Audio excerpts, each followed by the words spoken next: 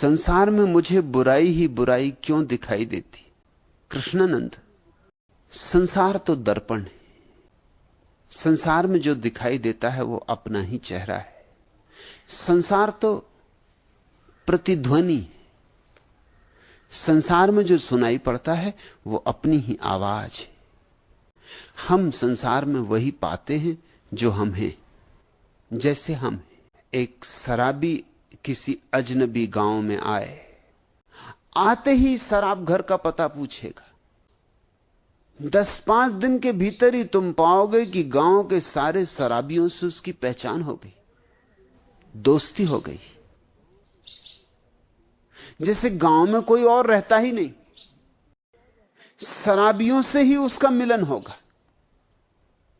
एक जुआरी आए, जुए के अड्डे पर पहुंच जाएगा, जुआरियों से दोस्ती बन जाएगी। जैसे कोई चुंबक खींचता हो। उसी गांव में सत्संग भी चलता होगा, मगर जुआरी को सत्संग का पता ही नहीं चलेगा। सत्संग के पास से गुजर जाएगा और कानों कान आहट भी न मिलेगी। फिर उसी गांव में कोई सन्यासी आए, उसे पता भी न चलेगा कि गांव में कोई शराब घर भी, कि गांव में कोई जुआरी भी रहते। ज़ैन फकीर रिंझाई कंबल ओढ़कर बैठा था, देखता था पूर्णिमा का चांद। साधारण रात न थी, असाधारण थी, और भी असाधारण थी क्योंकि इसी पूर्णिमा की रात्रि को, इसी वैशाख की पूर्णिमा को बुद्ध को ज्ञान उपलब्ध हुआ था। इसी पूर्णिमा की रात को बुद्ध पैदा हुए। इसी पूर्णिमा की रात उनके जीवन में भी चांद उतरा, प्रकाश उतरा, और इसी पूर्णिमा की रात्रि वे महापरिनिर्वाण में प्रविष्ट हुए। उन्होंने देह छोड़ी। रिंझाई बैठा है, सर्द रात, कंबल ओढ़े, देखता है चांद को। आनंद विभोर है, मग्न है। सांसें उसकी बंद रही होंगी, आंखें एक टक चांद को देखती होंगी। इस चांद ने जैसे बुद्ध को उसे बहुत बहुत याद दिला दिया है। तभी एक चोर उसके झोपड़े में घुस आया। रिंझाई ने चोर को देखा, जाके चोर को पकड़ा और कहा कि भाई क्षमा कर। चोर तो बहुत घबराया, क्षमा तो उसे मांगनी चाहिए। वो तो छूट के भागने लगा। रिंझाई ने कहा रुक, ऐसे मत जा, खाली हाथ जाएगा तो मैं जिंदगी भर दुखी रहूंगा। ये कंबल लेता जा, और तो मेरे पास कुछ है नहीं। कंबल दे दिया चोर को। रिंझाई नंगा था कंबल के भीतर, कुछ और तो था नहीं। चोर झिझका भी, चोर भी झिझका। इस प्यारे फकीर से इसका कंबल ले लेना और इसको नंगा छोड़ जाना इस ठंडी रात में। उसने नानुच की, लेकिन रिंझाई ने कहा कि नहीं मानूंगा, मुझे बड़ा दुख होगा। और ये कोई बात हुई? इतना बड़ा सौभाग्य दिया मुझे, आज तक कोई चोर मेरे झोपड़े पे नहीं आया। चोर जाते हैं धनपतियों के घर, तूने मुझे धनपति बना दिया। चोर जाते हैं राजाओं सम्राटों के घर, तूने आज मुझे राजा और सम्राट होने का मजा दे दिया। तूने जो मुझे दिया है वो बहुत ज्यादा है, कंबल तो कुछ भी नहीं।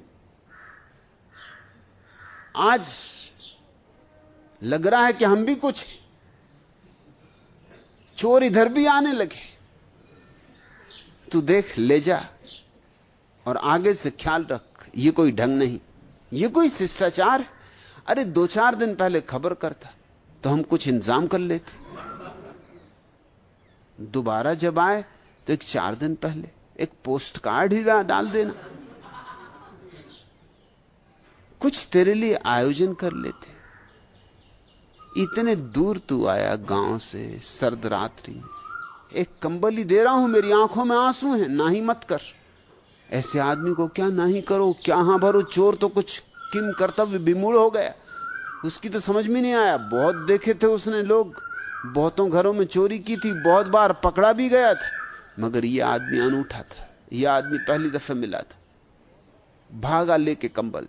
जैसे ही बाहर जा रहा था, रिंझाई ने आवाज दी कि ठहर, कम से कम धन्यवाद तो दे दे, शिष्टाचार तो सीख,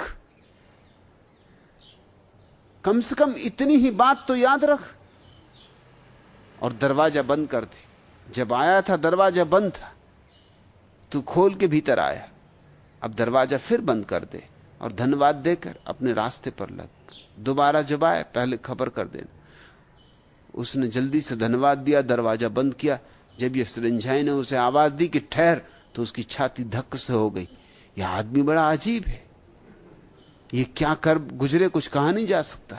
फिर वो पकड़ा गया अदालत में किसी और चोरी के मामले में, और वो कंबल भी पकड़ा गया। वो कंबल तो जाहिर था, वो तो पूरे जापान में जाहिर था, वो तो सभी को पता था कि रिंझाई का कंबल है।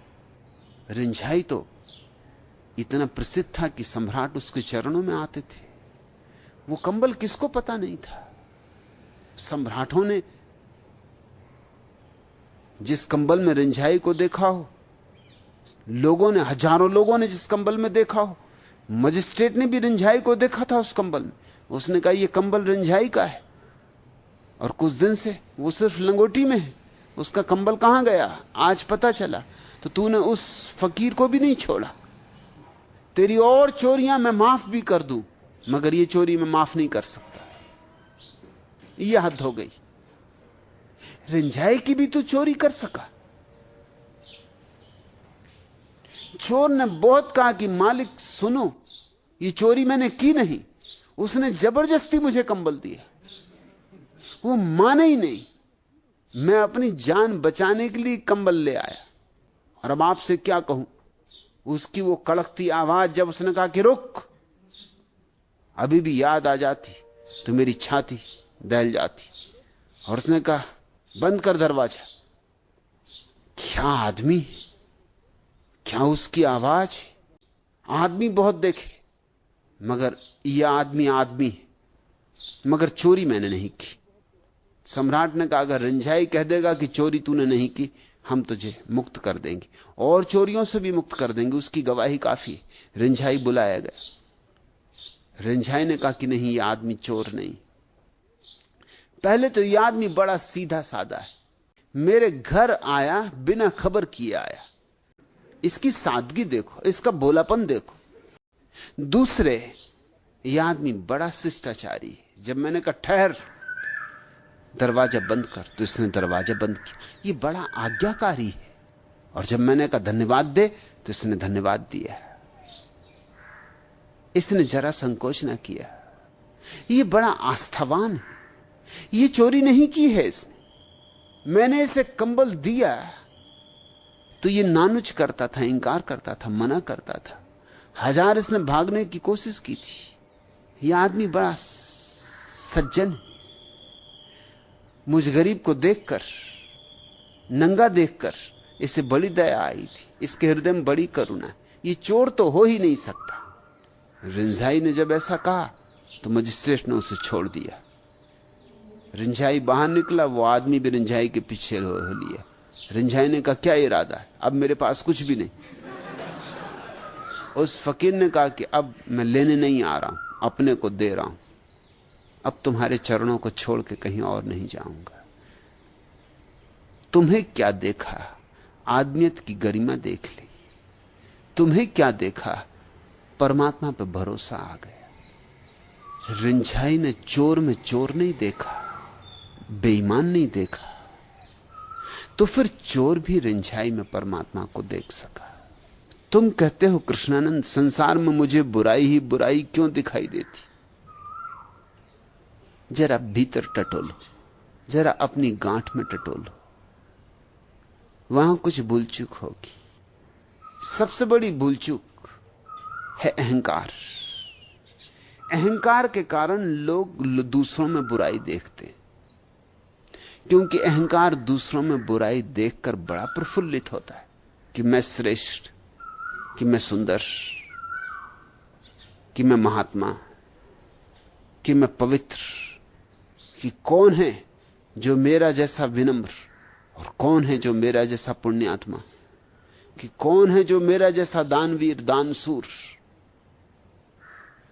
अहंकार दूसरों पर जीता है, दूसरों की लकीरें छोटी कर देता है तो अपनी लकीर बड़ी मालूम पड़ने लगती। दूसरों को छोटा करने का एक ही उपाय है कि उनकी बुराई देखो, बुराई ही बुराई देखो। अहंकारी आदमी से कहो कि फला आदमी बहुत सुंदर बांसुरी बजाता, वो फौरन कहेगा क्या वो खाक बांसुरी बजाएगा? चोर, बेईमान, लुटेरा, वो क्या बांसुरी बजाएगा? वो क्या खाक बांसुरी बजाएगा? अरे मैं उसे भली भांति जानता हूं। लेकिन रिंझाई जैसे किसी आदमी से अगर कहो कि वो आदमी चोर है तो वो कहेगा नहीं हो सकता, क्योंकि मैंने उसकी बांसुरी सुनी, जो इतनी प्यारी बांसुरी बजाता वो चोर कैसे हो सकता? असंभव। ये मैं मान ही नहीं सकता। अपनी आंख से देख लूं तो समझूंगा कि मेरी आंख गलत देखती, कि मेरी आंख में कहीं भूल चूक है। लेकिन जो इतनी प्यारी बांसुरी बजाता है, संगीत पर जिसका ऐसा वश है, ऐसा अधिकार है, वो चोरी करेगा? असंभव। अरे संगीत जिसे मिला है वो किस संपदा के लिए उत्सुक होगा? लोग हैं जो गुलाब की झाड़ी के पास जाएं तो कांटे गिनेंगे, और लोग हैं जो कांटों की फिक्र ही ना करेंगे, फूल गिनेंगे। और एक फूल भी दिखाई पड़ जाए तो सारे कांटे व्यर्थ हो जाते। एक फूल का होना काफी है सारे कांटों को व्यर्थ कर देने के लिए। लेकिन जो लोग कांटे ही गिनते, स्वभावतः उनके हाथों में कांटे चुभ भी जाएंगे। कांटों की गिनती करोगे तो कांटे चुभेंगे, लहूलुहान हो जाओगे। फिर जब हाथ लहूलुहान होंगे और पीड़ा से भरे होंगे तो किसको फूल दिखाई पड़ सकता है? और जिसने कांटे गिने उसका तर्क यह होगा कि जहां इतने कांटे हैं वहां फूल भ्रम ही हो सकता है, सत्य नहीं। दुनिया में दो ही तरह के लोग हैं, कांटे गिनने वाले लोग। उनको फिर फूल नहीं दिखाई पड़ते, दिखाई भी पड़े तो वो कहेंगे भ्रम होगा। और वे लोग जो फूल गिनते हैं, उनको फूल दिखाई पड़ जाते हैं तो उनके लिए कांटे कांटे नहीं रह जाते, फूलों के पहरेदार हो जाते, फूलों के रक्षक हो जाते। क्योंकि वही जीवन धार तो कांटे में बहती जो फूल में। फिर उनकी फूलों से भी दुश्मनी नहीं, फूलों से दोस्ती क्या हुई, कांटों से भी दुश्मनी नहीं रह जाती।